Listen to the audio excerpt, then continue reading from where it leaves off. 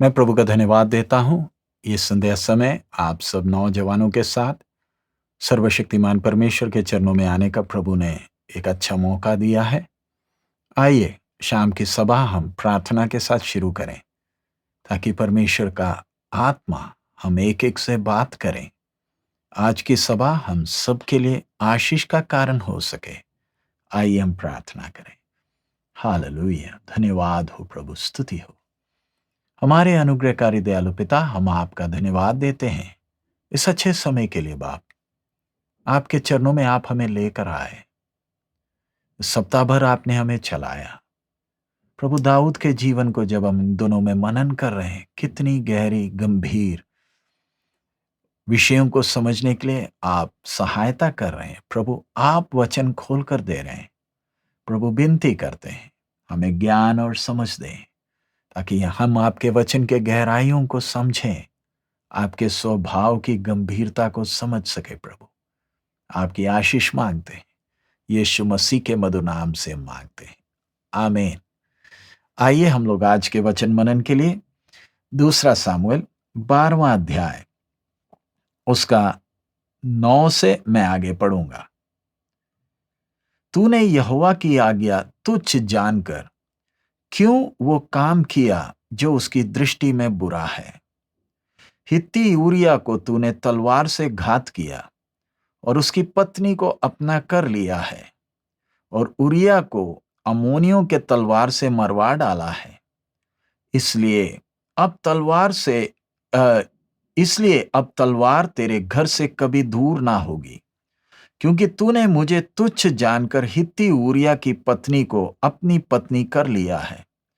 यहोवा यूं कहता है, सुन, मैं तेरे घर में से विपत्ति उठाकर तुझ पर डालूंगा और तेरी पत्नियों को तेरे सामने लेकर दूसरे को दूंगा, और वह दिन दोपहरी में तेरी पत्नियों से कुकर्म करेगा।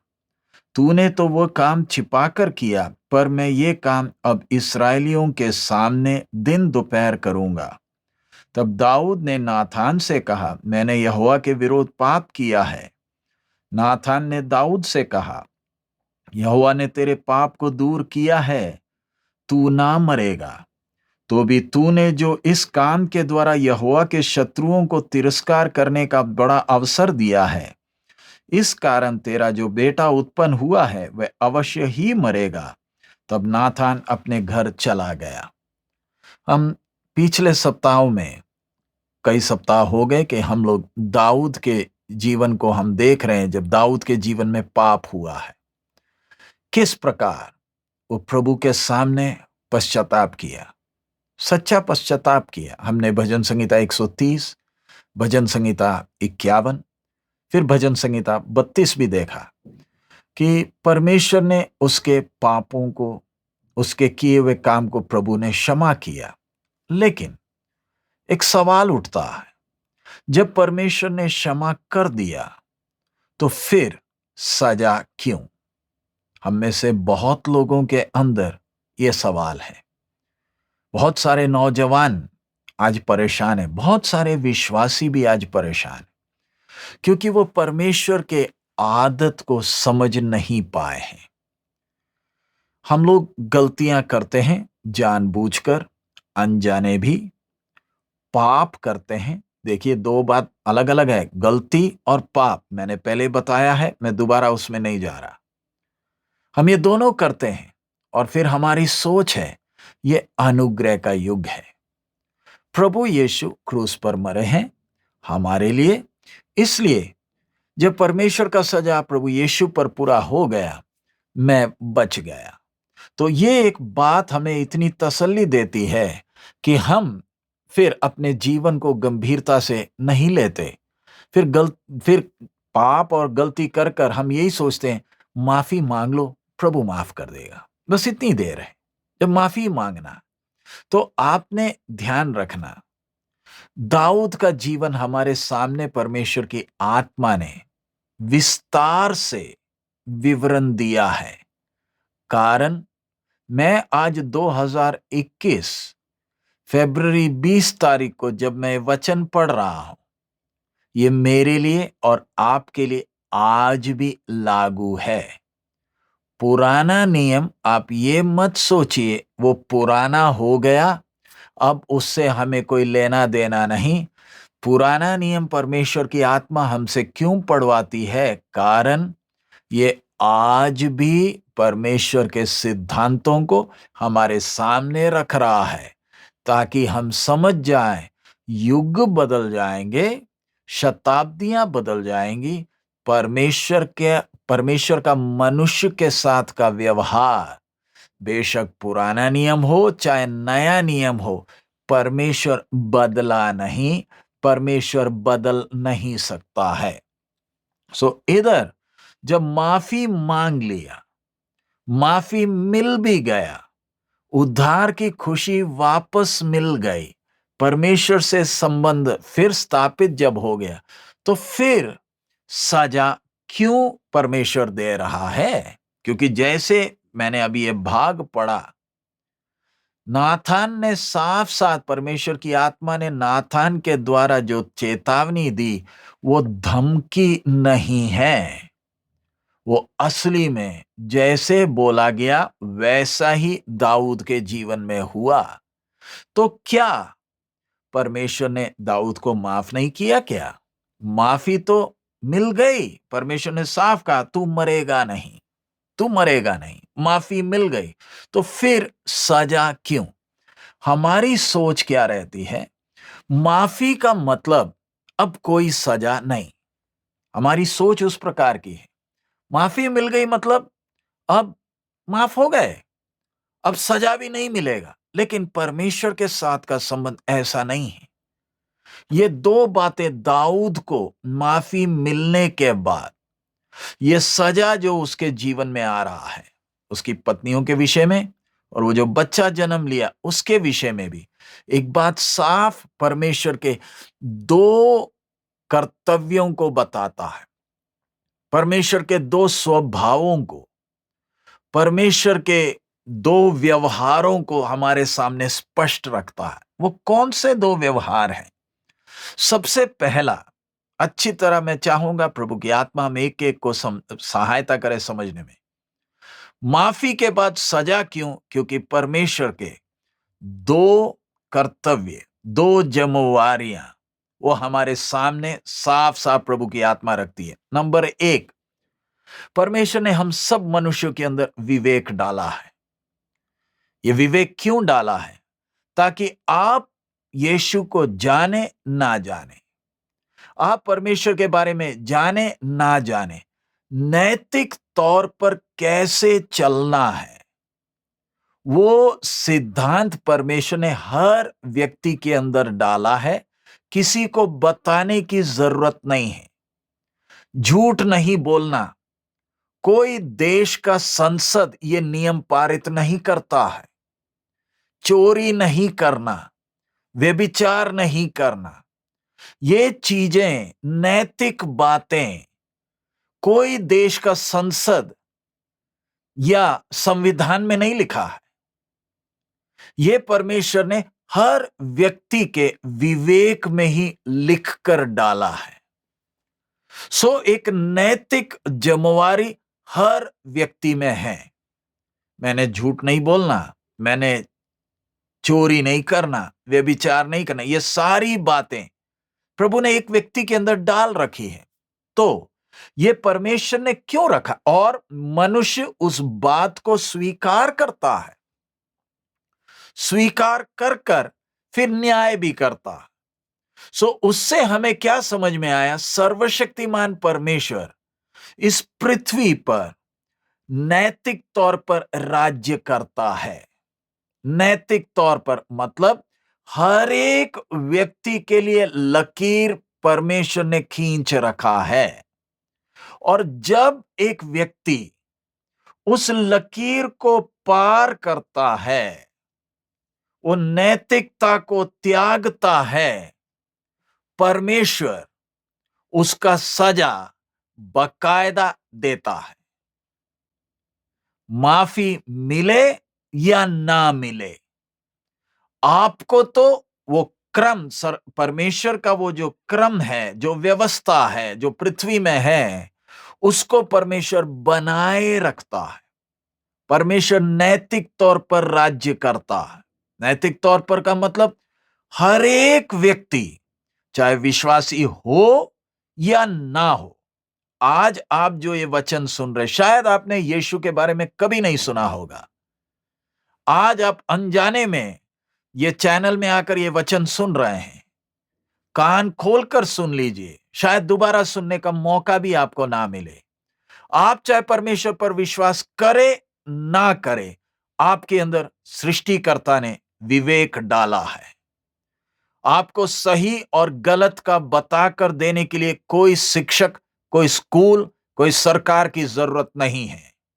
और आप जब जानबूझकर इन नैतिक हदों को पार करते हैं, और आप उसके लिए कितना भी बहाना बनाए तो भी ध्यान रखना, एक है जिसने विवेक अंदर डाला है, वो आपको जो चीज आपने किया, इसका परिणाम आपको अगले जन्म में नहीं, इसी जीवन में आपको भुगतना ही है, क्योंकि आपने नैतिक सीमाओं को पार किया है। दोबारा कह रहा हूं, अगले जन्म में नहीं, इसी जीवन में जो नैतिक हदें आपने पार की हैं, उसका परिणाम आपको भुगतना है ही है। चाहे, और अगर आप विश्वासी यीशु को जीवन दिए हैं, तो आप भी ध्यान से सुन लीजिए। नैतिक बातों को जब पार किया, नैतिक हदों को जब पार किया, आपको परमेश्वर माफी दे या ना दे, आपको उसका परिणाम भुगतना ही है। आज बहुत से लोग ये परिणाम को भुगत रहे हैं, और जब ये भुगतते हैं तो मन में एक सवाल आता है, तो क्या परमेश्वर ने माफ नहीं किया? अगली बात, परमेश्वर का अगला जिम्मेवारी आपने देखना, नैतिक तौर पर राज्य करता है, सिर्फ उतना नहीं, परमेश्वर अनंत काल का न्याय भी है। हर एक मनुष्य का एक बार पृथ्वी में आना, मरना और उसका न्याय का होना तय है। नैतिक तौर पर परिणाम इस पृथ्वी में भुगतना। नंबर 2, वो न्याय के सिंहासन के सामने खड़े होना, दोनों दो अलग अलग बात है। आप इधर जब आपकी गलतियों का सजा भुगत रहे हैं, तो ये मत सोचिए इधर भुगतने से वो न्याय के सिंहासन से आप बच गए। इधर भुगतने के साथ साथ वो न्याय के सिंहासन के सामने खड़े होकर अनंत काल के वो न्याय का सामना भी करना है। अब फर्क किधर है? एक विश्वासी अपनी गलती को इधर जब जानकर, अपने पाप को पहचान कर, जब रोक कर प्रभु के सामने एहसास होने के बाद माफी मांगता है, तो इधर तो परिणाम भुगतना है, लेकिन वो आने वाले बड़े न्याय से बच जाता है। परमेश्वर ने उसमें से माफ किया है। दोबारा मैं ध्यान से आपसे कह रहा हूं, इस पृथ्वी में तो आपको परिणाम भुगतना ही है, और किस प्रकार का परिणाम है वो स्वर्ग तय करता है। लेकिन अगर इधर ही आपको माफी मिल गई, तो आप उसका सबूत न्याय के सिंहासन के सामने आपको खड़ा नहीं होना पड़ेगा। अगर आपको इधर माफी नहीं मिली, तो इधर परिणाम के साथ साथ आप चाहे पश्चाताप करें ना करें, परिणाम भुगतने के साथ साथ परमेश्वर के न्याय के सिंहासन के सामने खड़े होकर न्याय का सामना करना है। अनंत काल का नरक भी इंतजार कर रहा है। ये दो बातें, अगर आप इन दोनों के बीच का फर्क आप अच्छी तरह समझ गए, तो आपके लिए ज्यादा दिक्कत नहीं है। दिक्कत कैसे नहीं?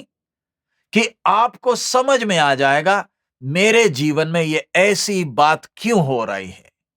दिक्कत का मतलब मैं दोबारा कह रहा हूं, आपको समझ में आ जाएगा मेरे जीवन में ऐसा क्यों हो रहा है।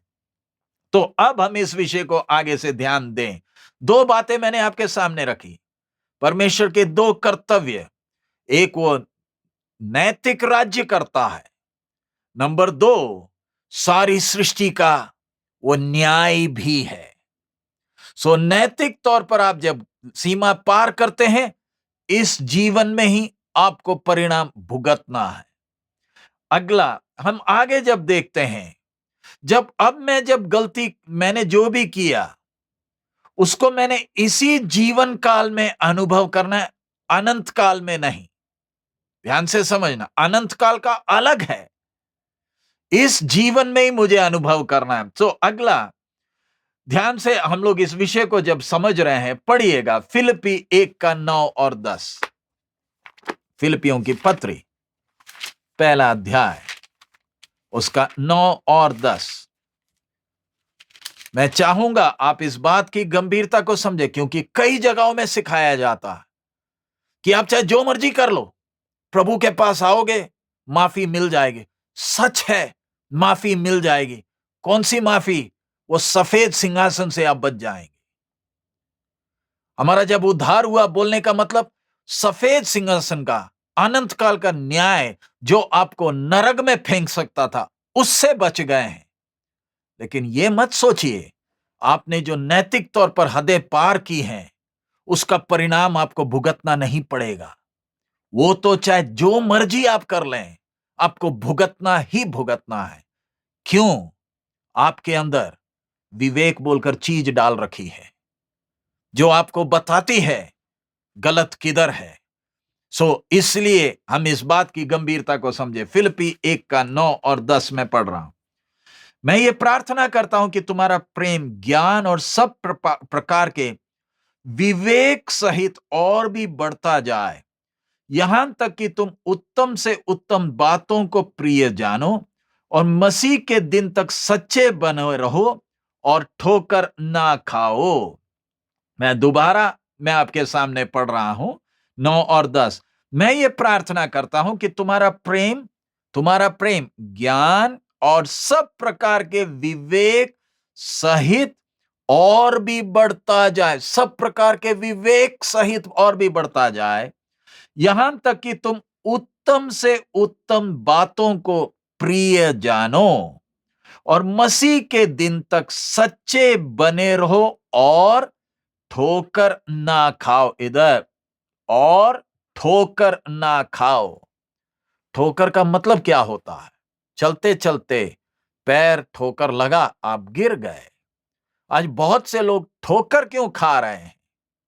क्योंकि ये चीजों में जो बातें जाननी हैं नहीं जान पा रहे। इसलिए हमें कितना प्रार्थना करना, कितने ध्यान से मैंने और आपने चलना है।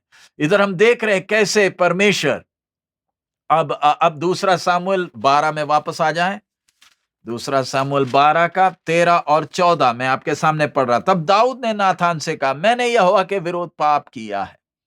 नाथान ने दाऊद से कहा, यहोवा ने तेरे पाप को दूर किया है, तू ना मरेगा। परमेश्वर साफ साफ उसे बता रहा है। इधर हम देख रहे हैं नैतिक, जैसे मैंने पहले आपको बताया, नैतिक तौर पर राज्य करता है। नंबर 2 न्याय है। परमेश्वर इस पृथ्वी में नैतिक तौर पर जब मैंने गलती की, जैसे दाऊद व्यभिचार किया, तो सजा क्यों दे रहा है माफी देने के बाद? ताकि कान खोलकर दोबारा सुन ले, ताकि आप परमेश्वर के स्थापित किए हुए नैतिक सीमाओं को कभी पार ना करें, ताकि आप उस बात की गंभीरता को अच्छी तरह समझें। अगर परमेश्वर वो परिणाम भी हटा दे, तो हम तो नैतिक हदों की परवाह ही कभी ना करेंगे। आज बहुत से विश्वासियों के साथ ऐसे होता है, पाप को हल्का लेते हैं क्योंकि माफी मिल जाएगी।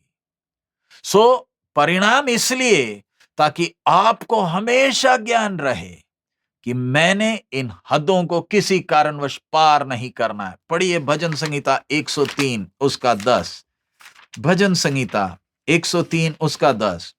उसने हमारे पापों के अनुसार हमसे व्यवहार नहीं किया और न हमारे अधर्म के कामों के अनुसार हमको बदला दिया है। यह आयत हम जब पढ़ते हैं, मैं दोबारा पढ़ रहा हूं, उसने हमारे पापों के अनुसार हमसे व्यवहार नहीं किया और ना हमारे अधर्म के कामों के अनुसार हमको बदला दिया। बिल्कुल सच है, हमें बहुत अच्छा लगता है ये आयत। और हम सच है हमारे जीवन में कि परमेश्वर ने आज तक हमारे अधर्म के कामों के अनुसार हमको बदला नहीं दिया है।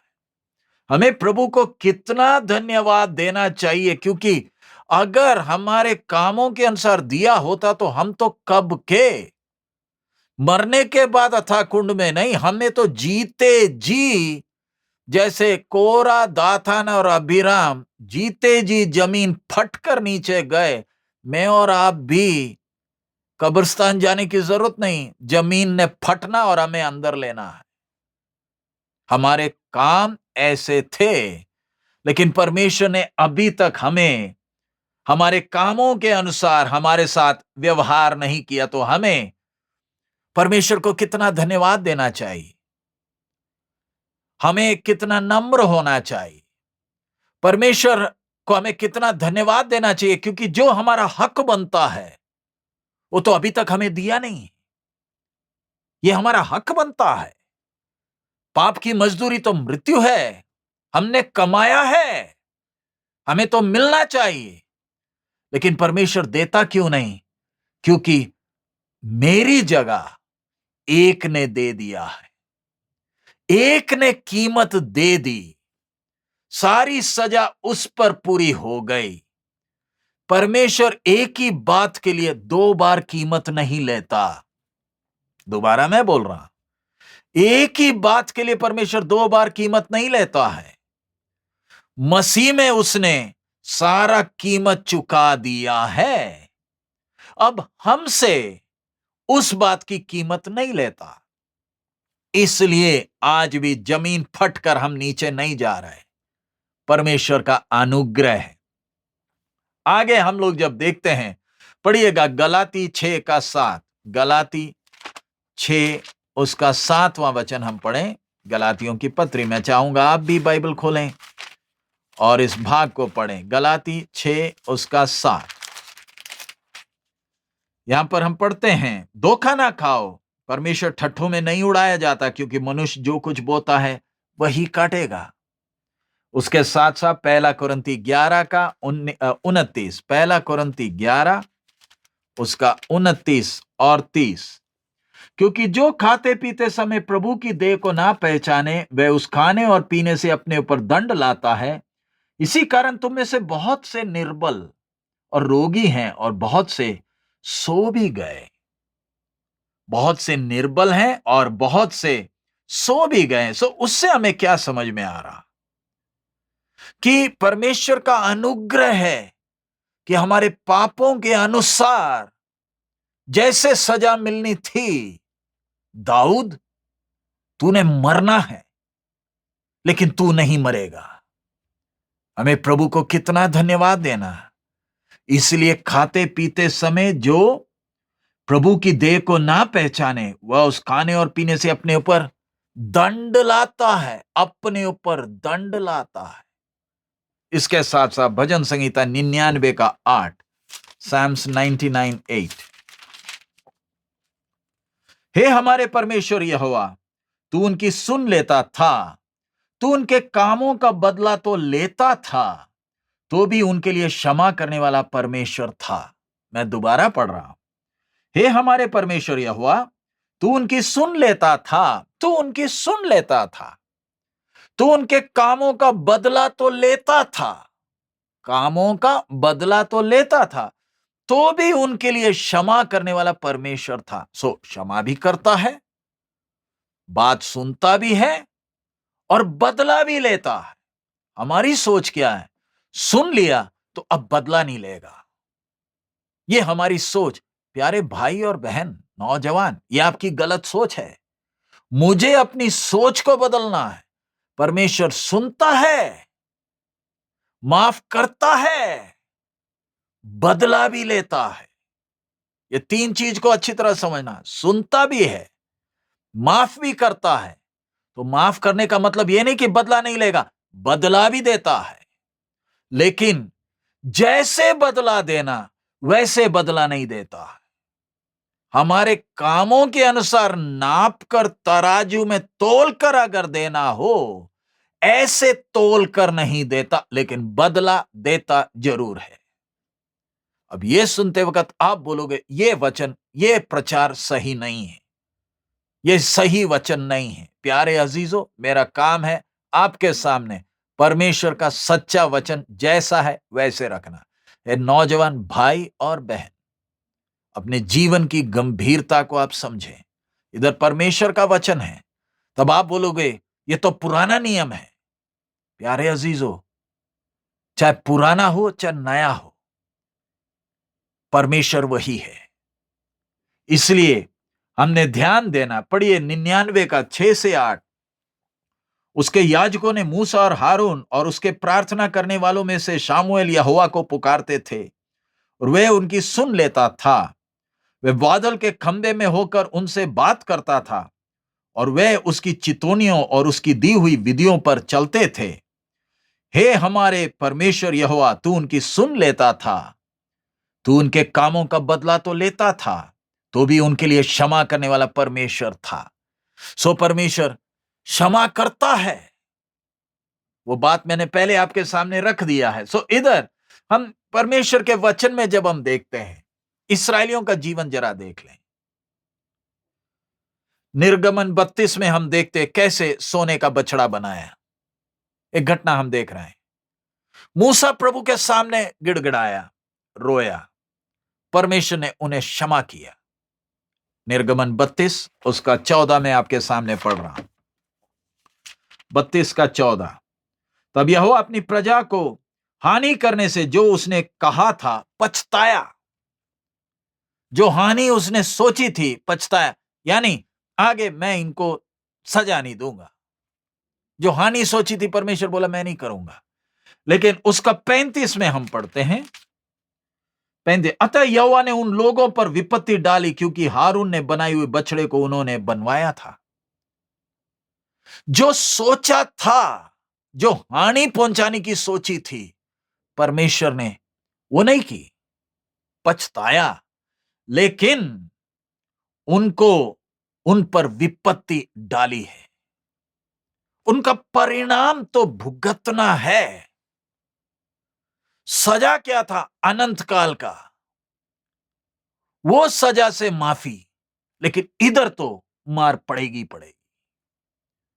उधर सजा से तू बच गया, मैंने तुझे माफ किया क्योंकि तूने पश्चाताप किया। इस्राएली गलती करते थे, परिणाम भुगतते थे, रोते थे, और परमेश्वर उनको उस सजा से माफ किया, लेकिन परिणाम भुगतना पड़ा। अगला हम लोग देखते हैं कैसे। अगला एक उदाहरण देख लीजिए, मूसा और हारून, गिनती 20वां अध्याय उसका 12। गिनती 20वां अध्याय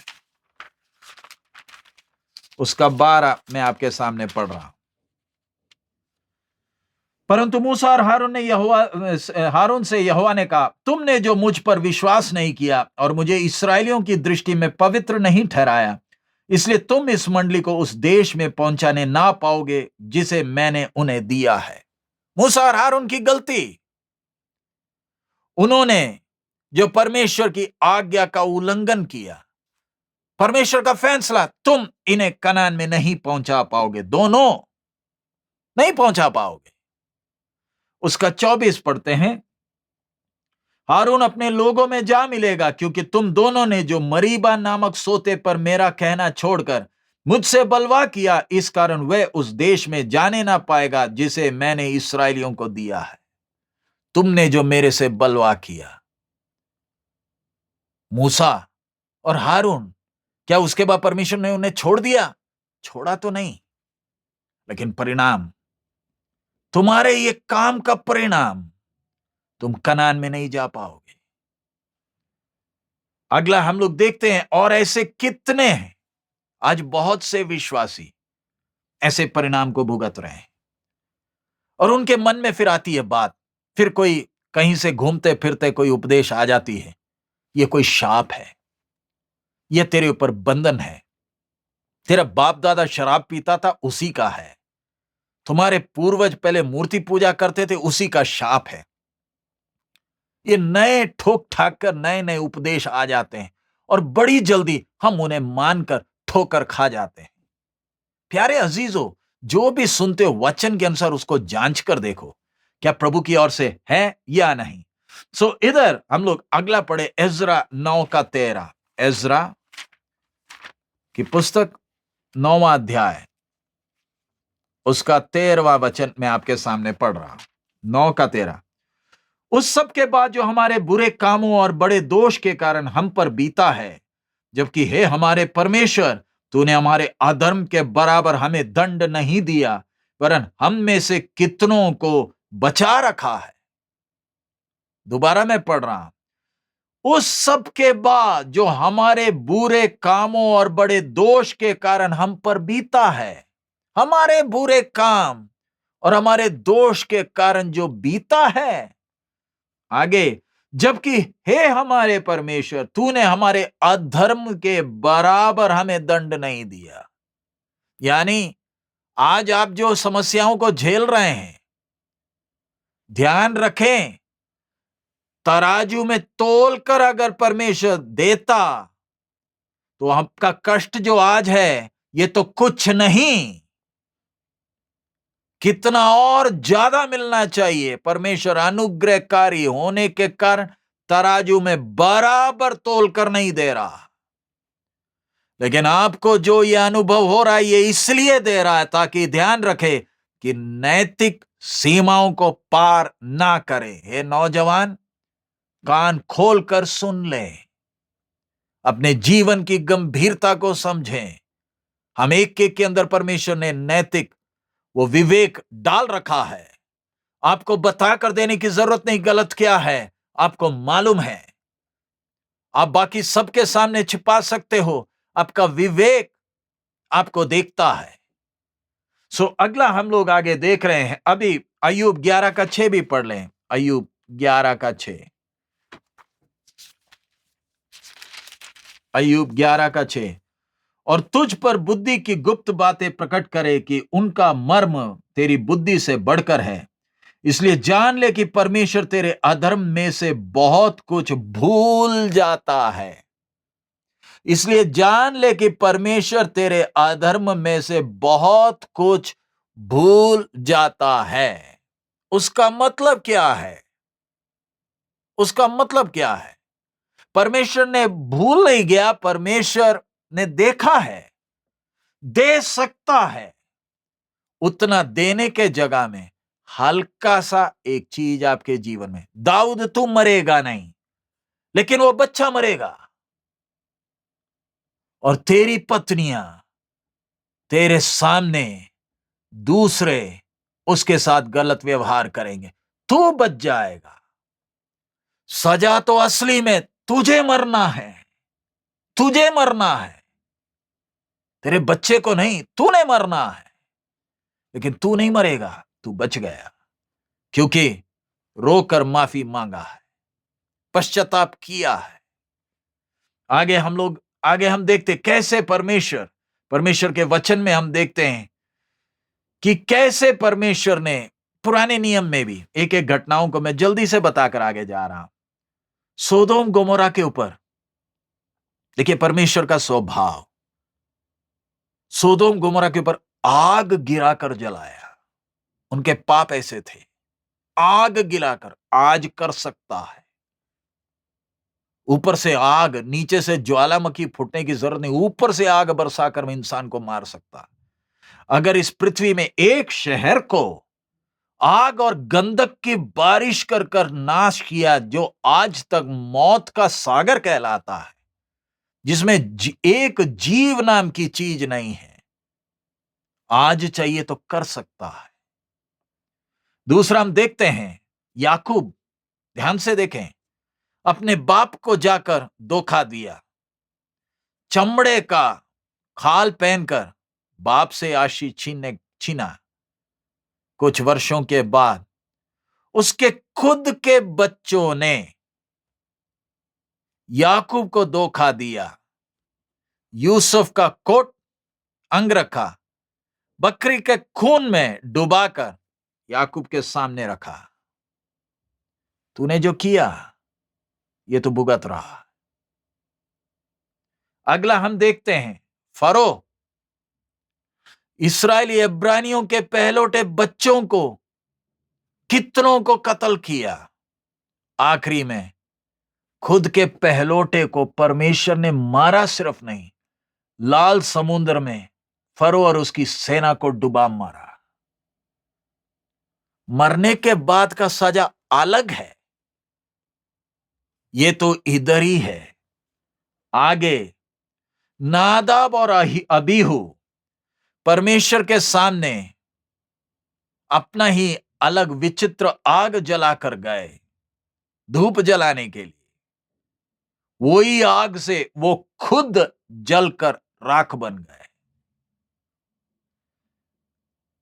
आगे हम देखते अदोनी बेजेक ने न्यायों पहला अध्याय 6 और 7 में जिस राजाओं को उसने गुलाम लिया था उनके पैर के अंगूठे काट दिए थे, और उसके साथ क्या हुआ वो हम देखते हैं। न्यायों 1 का 6 और 7। आगाग ने औरतों के बच्चों को मारा, संतान रहित कर दिया। आखिरी में खुद की मां भी संतान रहित हो गई क्योंकि परमेश्वर ने इसे मार डाला। सो इन सब चीजों से हमें क्या समझ में आया? नीति वचन 15 का 3। नीति वचन 15 का 3। यहोवा की आंख सब स्थानों में लगी रहती है, वे बुरे भले दोनों को देखती रहती है। परमेश्वर की नजर सब स्थानों में है, बुरे और भले बातों को अच्छी तरह देखती है। परमेश्वर को धोखा नहीं दे सकते। दूसरा कुरिन्ती, मैं कुछ आयतें आपके सामने पढ़ रहा हूं नए नियम से। दूसरा कुरिन्ती 9 का 6। हमने गलाती 6 का 7 पढ़ लिया। परमेश्वर को धोखा नहीं दे सकते, परमेश्वर का ठट्ठा उड़ा नहीं सकते। दूसरा कुरिन्ती 9 का 6। परंतु बात यह है, जो थोड़ा बोता है वो थोड़ा काटेगा भी, और जो बहुत बोता है वो बहुत काटेगा। थोड़ा बोता है थोड़ा काटेगा, बहुत बोता है बहुत काटेगा। सो आज मानव जाति को देख लें, बेईमानी करते हैं, उनका अंत भी वैसा ही है। इस संसार में जीते जी लोगों को लूटा, ठगा, उल्टे सीधे सारे काम किए, तू जाने के पहले तू बचेगा नहीं। जो बोया है वो तो तुझे काटना ही पड़ेगा, तू चाहे यीशु पर विश्वास करे या ना करे। ध्यान रख, एक इस पृथ्वी के ऊपर नैतिक तौर पर भी राज्य करता है।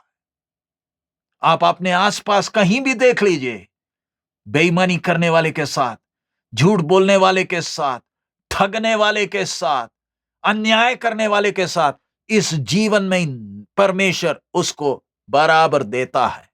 बराबर का मतलब उसको अनुभव होने के हिसाब से, ताकि मरने के पहले उसको मालूम चल जाए, आखिरी सांस लेने के पहले मालूम चल जाए कि मैंने गलती की है। उतना सिर्फ नहीं, माफी नहीं मिली तो सफेद सिंहासन इंतजार कर रहा है। तड़पने की जगह में जाकर फिर अगला अनंत काल का नरक भी इंतजार कर रहा है। पहला कुरिन्ती 3 का 8। पहला कुरिन्ती 3 अध्याय उसका 8वां वचन। लगाने वाले और सींचने वाले दोनों एक हैं, परंतु हर एक व्यक्ति अपने ही परिश्रम के अनुसार अपनी ही मजदूरी पाएगा। अपने ही परिश्रम के अनुसार अपनी मजदूरी पाएगा। एफेसी 6 का 8। एफेसियों की पत्री 6वां अध्याय 8वां वचन। क्योंकि तुम जानते हो कि जो कोई जैसा अच्छा काम करेगा, चाहे दास हो चाहे स्वतंत्र, प्रभु से वैसा ही पाएगा। जैसा काम करोगे वैसा ही पाएगा। गलाती 6 का 9। गलाती 6 का 9। हम भले काम करने से साहस ना छोड़े, क्योंकि यदि हम ढीले ना हो तो ठीक समय पर कटनी काटेंगे। सो मेरा विश्वास है इन आयतों से आपके सामने विषय स्पष्ट हो गया। तो दूसरा सामुएल, जल्दी से हम समाप्त करने जा रहे हैं। दूसरा सामुएल 12 12 का हम लोग 15 वचन पढ़ेंगे। दूसरा सामुएल 12 उसका 15वां वचन मैं आपके सामने पढ़ रहा हूं। तब नाथान अपने घर चला गया। तो प्रभु के दास नाथान प्रभु से संदेश पाया, दाऊद के पास आया और साफ साफ बात सामने रख दी। अब दाऊद रोया, पश्चाताप किया, और प्रभु ने नाथान को प्रतिफल क्या दिया? क्या प्रतिफल मिला परमेश्वर के विश्वास योग्य दास को? परमेश्वर ने दाऊद के मन में ऐसा काम किया कि उसने अपने बेटे का नाम नाथान रखा। और आपको मालूम है, उस नाथान के वंशावली में प्रभु यीशु आया है। नाथान का नाम, उस नबी का नाम, परमेश्वर ने उसको उसके वफादारी के लिए कैसे प्रतिफल भी दिया है। आगे हम जल्दी से नाथान के विषय में जाते हैं। नाथान नहीं, अब उसका 12 का 15 से आगे, जो बच्चा ऊरिया की पत्नी से दाऊद के द्वारा उत्पन्न हुआ था, वह यहोवा का मारा बहुत रोगी हो गया। अतः दाऊद उस लड़के के लिए परमेश्वर से विनती करने लगा और उपवास किया और भीतर जाकर रात भर भूमि पर पड़ा रहा। तब उसके घराने के पुरनिये उठकर उसे भूमि पर से उठाने के लिए उसके पास गए, परंतु उसने ना चाहा और उनके संग रोटी ना खाई।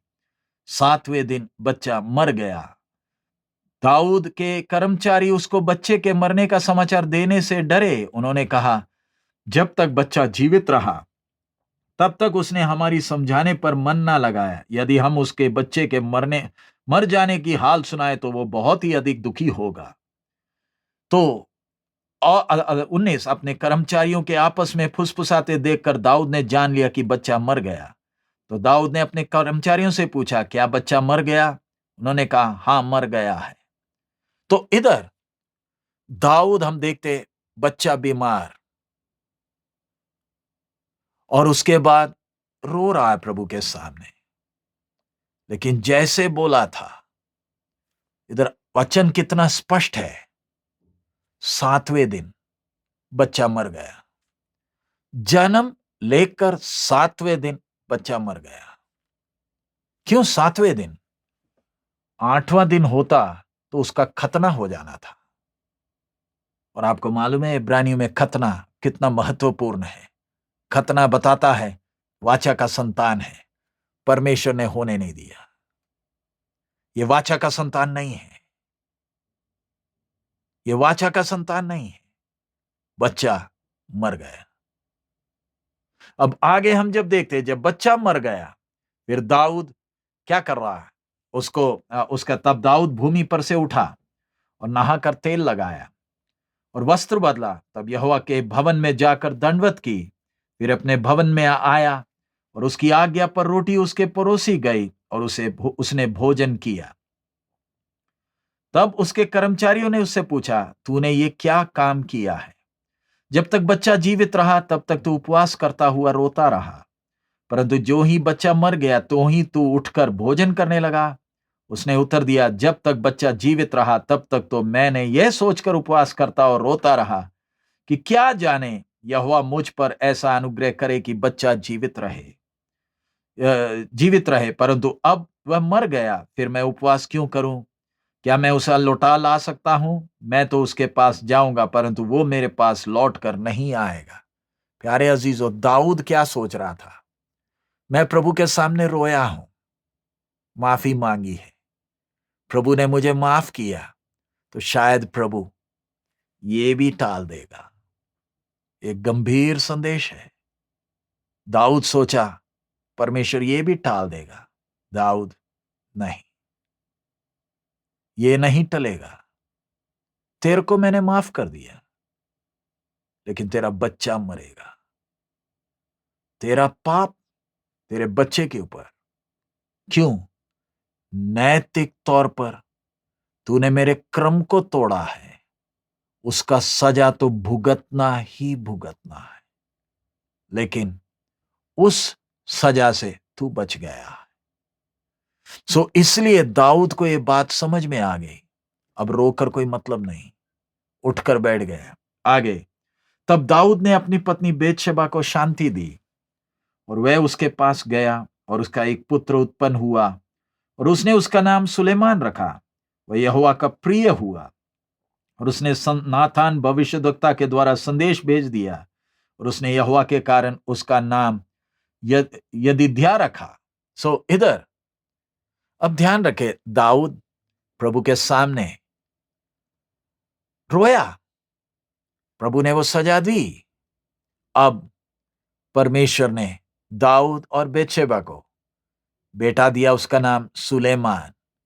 परमेश्वर उसे प्यार करता था, उसका मतलब परिणाम तो है। इसका मतलब यह नहीं कि परमेश्वर तेरे से नफरत करता है।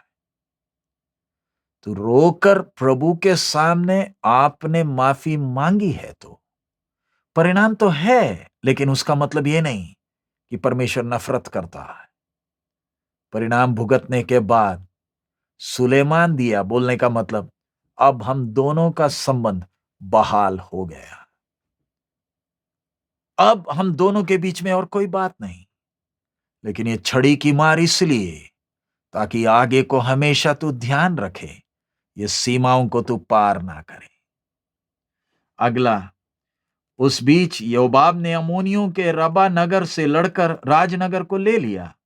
तब योबाब ने दूतों से दाऊद के पास यह कहला भेजा, मैं रबा से लड़ा और जल वाले नगर को ले लिया है, इसलिए अब रहे हुए लोगों को इकट्ठा करके नगर के विरुद्ध छावनी डालकर उसे भी ले ले। ऐसा ना हो कि मैं उसे ले लूं और वह मेरे नाम पर कहलाए। तब दाऊद सब लोगों को इकट्ठा करके रबा को गया और उससे युद्ध कर उसे ले लिया। तब उसने उसके राजा का मुकुट जो तोल में किकर भर सोने का था और उसमें मणि जड़े थे, उसको उसके सिर पर से उतारा और वह दाऊद के सिर पर रखा गया। फिर उसने उस नगर से बहुत ही लूट पाई। उसने उसके रहने वालों को निकालकर औरों से दो दो टुकड़े कराए और लोहे के आरों से दो दो टुकड़े कराए, लोहे के हैंग उन पर फिरवाए और लोहे की कुलाड़ियां से उन्हें कटवाया और ईंट के पजावे में से चलवाया और अमोनियों के सब नगरों से भी उसने ऐसा ही किया। तब दाऊद समस्त लोगों समेत यरूशलेम को लौट गया। अब आखिरी में रबा का पतन क्या बताता है? दाऊद, यहोवा तेरे साथ है, यहोवा तेरे साथ है। अभी हम प्रार्थना करने जा रहे हैं। हमने आज जो सीखा हुआ वचन, मेरा आपसे विनती है, आप इस वचन को मनन करें, समय ले लें, मनन करें। आपके जीवन में अगर कुछ परिणाम को आप भुगत रहे हैं, ध्यान रखें परमेश्वर ने वो होने दिया है। ये कोई शाप नहीं, लेकिन ये इसलिए है ताकि आगे से आप ध्यान से चलें। और अगर आप रोते हुए प्रभु के सामने माफी मांगे हैं तो, उद्धार की खुशी आपको प्रभु ने वापस दिया है तो, प्रभु का अनुग्रह हमें उस सिंहासन का सामना नहीं करना पड़ेगा। इधर जो सजा है और वहां के सजा में अंतर हम लोग समझे। आइए डरते और कांपते हुए अपने उद्धार के काम को पूरा करें, सिर झुकाएं, प्रार्थना करें। हालेलुया। हमारे अनुग्रहकारी दयालु पिता, हम आपका धन्यवाद देते हैं प्रभु आपके वचन के लिए, दाऊद के साथ का आपका व्यवहार, जो सीमाएं पार की और आपने जो बच्चे को मारा, सुलेमान का जन्म, रबा का कब्जा करना, प्रभु ये सब बताता है कि हमें कितने ध्यान से चलना है। प्रभु एक एक नौजवान इन दिनों में प्रभु आपके उस प्रभु स्वभाव की गंभीरता को समझकर भय और भक्ति से चलने के लिए हमें एक एक को मदद करें। सब महिमा आप ही को देते हैं, यीशु मसीह के मधुर नाम से हम मांगते हैं, आमीन। पिता का प्रेम, पुत्र का अनुग्रह, पवित्र आत्मा की सहभागिता हम सबके साथ अब से लेकर हमारे प्रभु यीशु के आगमन तक होती रहे, आमीन। प्रभु हम सबको बहुत आयत में आशीष दे। हमारा प्रभु अति शीघ्र आ रहा है, आप हमारे लिए प्रार्थना करें। कल आराधना में फिर दोबारा, प्रभु के आमद में देरी है, फिर दोबारा मिलेंगे। प्रभु का नाम महिमा पाए। मारा ना था।